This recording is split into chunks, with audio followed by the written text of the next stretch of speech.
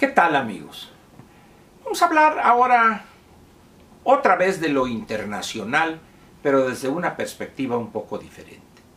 Hace 2 días yo le comenté a usted la posición, o le pregunté acerca de la posición que creía usted viable, que México debería tomar de escalarse el conflicto entre Estados Unidos y la República Popular China.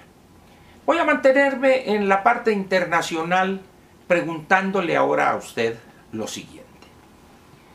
Ya no sabemos ahorita cuántos estarán en la boleta por la presidencia de la República, pero voy a considerar que siguen siendo 3 los que tendrían posibilidades de salir victoriosos. Ni la señora Zavala, ni Rodríguez, ahora con esta decisión del Tribunal Electoral del Poder Judicial de la Federación, tienen posibilidad alguna de ganar. Pero bueno, si ellos con eso se ilusionan y eso les ayudará para contarles historias a sus nietos dentro de algunos años, yo fui candidato o yo fui candidata y me hicieron trampa porque Rodríguez fue candidato de 4 magistrados, pero yo fui de cientos de miles y chorros mareadores así. Pero al final de cuentas, vayamos a los 3, que alguno de ellos podrá ser el próximo presidente de la República. Estamos hablando de Anaya, Meade y López. La situación internacional que se vive hoy es compleja. Algunos dirían que está rozando lo grave, pero al final de cuentas, lo que tome usted el adjetivo que quiera, o lo complejo o grave, pero al margen de cuál de los dos escogiere usted, es claro prácticamente en todo el mundo, y para quienes están inmersos en la cuestión geopolítica, es evidente pues que las condiciones en el mundo van a complicarse. Ya no estamos solo hablando de la volatilidad económica, de la inestabilidad política, sino estamos ante la posibilidad de conflictos de otro tipo. Militares, muy posiblemente. No olvide usted que, si nos atenemos a la historia, los conflictos militares del siglo XX, los 2 grandes, empezaron, para ponerlo fácil, por cuestiones que primero tenían que ver con el comercio, con la posesión de colonias, con la economía, con el fracaso, se decía, del capitalismo, con los anhelos de resolver los problemas de los trabajadores ante el capitalismo voraz, etcétera, etcétera.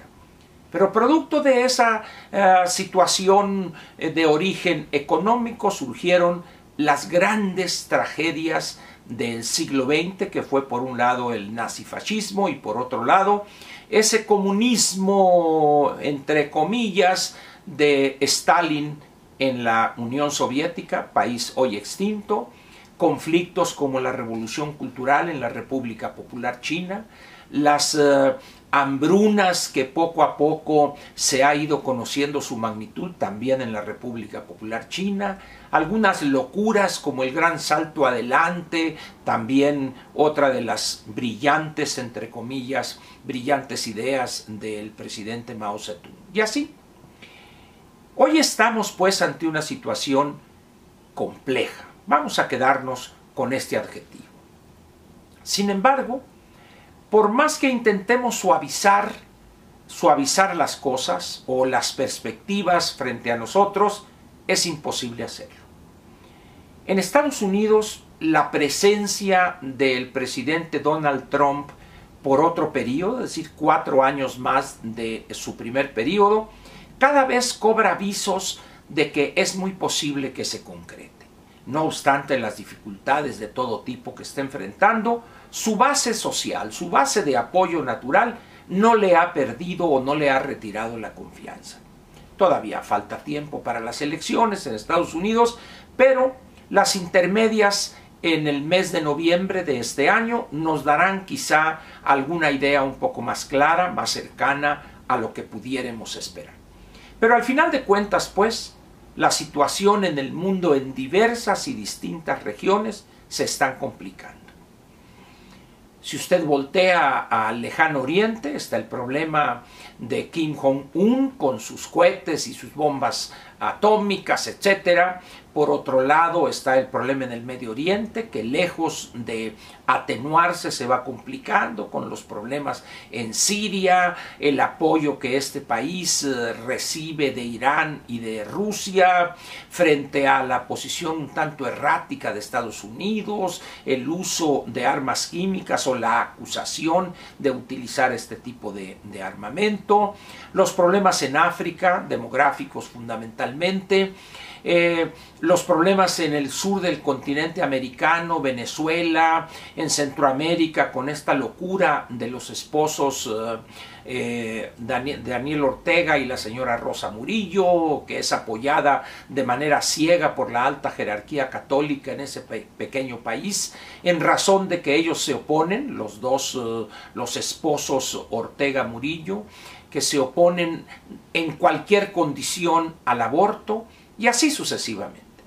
Los problemas pues abundan en el mundo y lejos de atenuarse o de irse medio queriendo resolver, vamos en la dirección contraria. En ese panorama, de los tres que mencioné en un principio, Anaya, Meade y López, ¿quién piensa usted que podría entenderlos primero y segundo, estar a la altura de la complejidad o de la gravedad de esos problemas? Para que sea fácil el comentario, vamos a eliminar de entrada a aquel de los tres que no tiene la menor idea. Sería, como dice Eugenio Derbez, es un menoridio. Una persona que al participar en el centenario de la American Chamber of Commerce y la conductora de televisión Adriana Pérez Cañedo le pregunta en relación con esa locura de vender aviones, helicópteros, triciclos, patines del diablo, todo instrumento o máquina que pudiera movilizar al gobernante lo va a vender. Y le pregunta a ella, bueno, ¿y si hubiera una reunión en las Naciones Unidas, tomaría usted un avión comercial? Sí, claro, dice, eso he estado haciendo. Bueno, pero ¿qué pasaría si no llega usted porque el vuelo se retrasó o por otra razón? Le pregunta a ella. Y la respuesta de López es digna de un retrasado mental. Pues no llegué, dice. ¿Concibe usted a un gobernante para México con esa forma de ver las relaciones internacionales y la presencia de México en la arena internacional, en la arena geopolítica? ¿Considera usted que esta persona está calificada para, deje usted resolverlos, para entender la complejidad de las relaciones internacionales? Por esa razón lo elimino de un plumazo o de un manotazo, si gusta usted, y vayamos a los otros dos, Anaya y Meade. Meade es una persona prudente las más de las veces, pero a medida que se ha ido evidenciando su posición casi irremediable en cuanto al tercer lugar se refiere, se expresó cuando se supo que Ricardo Anaya habla inglés, francés y alemán, además de español, por supuesto, y dijo él sería un buen guía de turistas, ofendiendo a quienes realizan esa actividad. Él habla inglés nada más y más o menos quiere hablar español algunas veces porque comete muchos errores gramaticales en algunos casos, pero habla inglés. Pero además de esta situación de los idiomas entre los dos, la diferencia es abismal. Anaya se puede expresar de manera fluida en 3 idiomas además del español y Meade solo en uno. Dirá uno, bueno, pero hay intérpretes. Sí, sin embargo, en las relaciones entre jefes de Estado en la situación actual, el hablar sin intérpretes, el poderse entender perfectamente en un idioma común, es un plus, es un activo importante en las relaciones entre gobernantes y o jefes de Estado. De tal manera que en ese sentido, pues, Anaya tendría un punto a su favor. Pero vayamos a la parte quizá más determinante en relación con la pregunta que hice.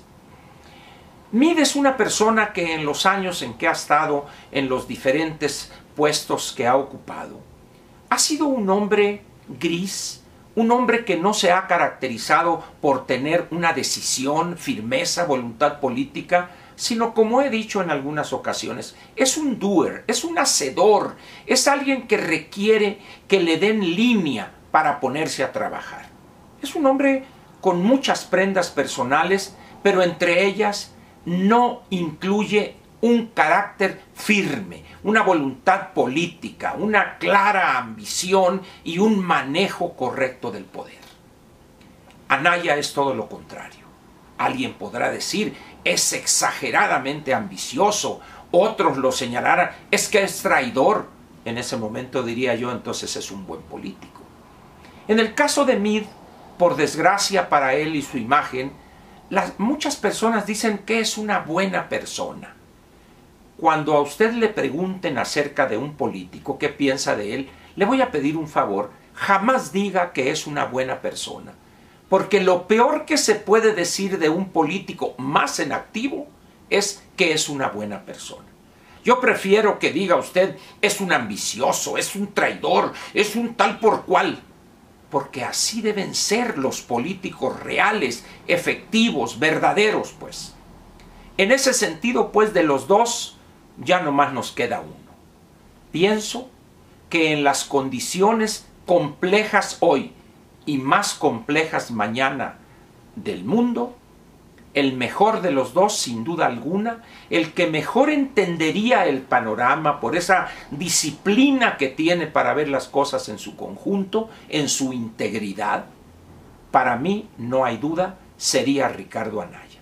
Sin embargo, yo respeto su opinión, quizás sea incluso más informada y más soportada que la mía, pero lo que sí yo le voy a pedir a usted es que piense, ¿quién de los dos, Anaya o Mid, es el mejor gobernante que México podría darse a partir del 1 de diciembre de este año, frente a la compleja situación que se da, que se registra hoy en el mundo y la que tendrán que enfrentar ellos representando a México y a los mexicanos y los intereses generales de nuestro país para los próximos 6 años? Analice, piense, evalúe y tome la decisión correcta. Muchas gracias.